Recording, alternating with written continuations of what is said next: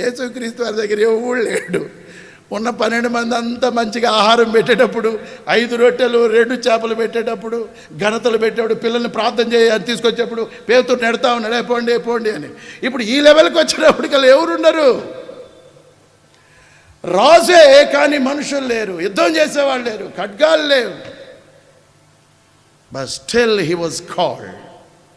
ఆయన పేరుతో పిలవట్లా. This is the ప్రాఫెసీలో ఉన్నటువంటి ఒక గొప్పతనం ఏంటంటే, ఇట్స్ నాట్ యేసుక్రీస్తు వారికి చేయమంటలే. గమనిస్తే మనము దావీదు కుమారునికి చేయమంట. ఏంటంట? హోసన, జయము అనే మాటకి అర్థము hosanna, lord save us. Why they called his name David rather than Jesus Christ? యేసు క్రీస్తు అని పేరుగాంచిన ఆయన యేసు వచ్చుచున్నాడని ఎరిగి